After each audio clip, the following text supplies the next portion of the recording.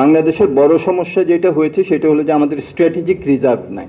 World ব্যাংকের budgetary সাপোর্টের $500 million আসার কথা শুনছি, যে ইসলামী ডেভেলপমেন্ট ব্যাংক এগুলোর কাছ থেকে আমরা জানালি জ্বালানির জন্য আমরা ঋণ নিয়ে থাকি। সো এই ইনস্ট্রুমেন্টগুলো এখন তাদেরকে ব্যবহার করতে হবে যাতে করে রিজার্ভের উপরে বেশি চাপ না পড়ে, কারণ রিজার্ভের উপর চাপ পড়লে এটার নক অন ইফেক্ট অন্যান্য জায়গায় পড়বে। ভবিষ্যৎ হোক নিরাপদ, বিনিয়োগ হোক বিশ্বস্ত, আর আমার পছন্দ সল্ট বে। ওয়েলকাম টু সল্ট বে। এখানে দুইটা জিনিস আছে, একটা হলো স্ট্র্যাটেজিক রিজার্ভ, আর একটা হলো বিভিন্ন জায়গায় চলমান যে আমাদের পাম্প টাম থেকে এগুলোকে দিতে হয় সেইটার রিজার্ভ।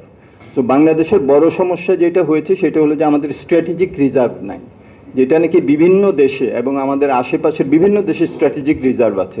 ওইটা থাকলে বাজারকে আপনি এই ধরনের সমস্যার সময় একটা নিশ্চয়তা দিতে পারেন। এখন যেটা হচ্ছে, আমাদের এখনকার মতো যে চাহিদা এটা পূরণ করা গেলেও মানুষ মনে করছে যে একটা সংকট সৃষ্টি হবে, সুতরাং যার 10 লিটার দরকার সে 20 লিটার নিচ্ছে, এবং এরকম প্যানিক বাইং যখন হয় তখন দুনিয়াতে কোনো দেশ ওইটা তাৎক্ষণিকভাবে মেটাতে পারবে না।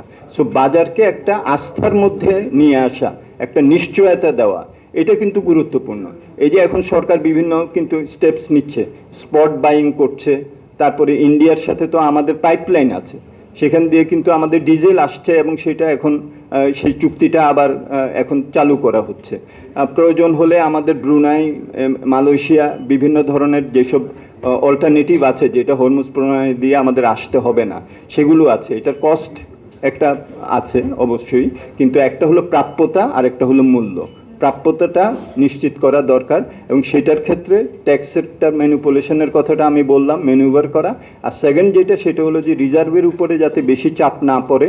এখন আমাদের ওয়ার্ল্ড ব্যাংকের বাজেটারি সাপোর্টের $500 মিলিয়ন এখানে যদি আসার কথা শুনছি, সেটা আসলে এটা বড় ধরনের চাপ সৃষ্টি করবে না। আবার যদি আমাদের এই যে ইসলামী ডেভেলপমেন্ট ব্যাংক এগুলোর কাছ থেকে আমরা জানালি জ্বালানির জন্য আমরা ঋণ নিয়ে থাকি, সো এইসব বিষয়গুলো কিন্তু সরকারের কাছে ইনস্ট্রুমেন্ট আছে। সো এই ইনস্ট্রুমেন্টগুলো এখন তাদেরকে ব্যবহার করতে হবে যাতে করে রিজার্ভের উপরে বেশি চাপ না পড়ে, কারণ রিজার্ভের উপর চাপ পড়লে এটার নক অন ইফেক্ট অন্যান্য জায়গায় পড়বে। আমার তো খালি জ্বালানি না, আমার তো ফুড সিকিউরিটি দরকার, এবং আমার ফার্টিলাইজারের আমদানিও আমার করতে হবে, এইটার দামও কিন্তু বাড়ছে।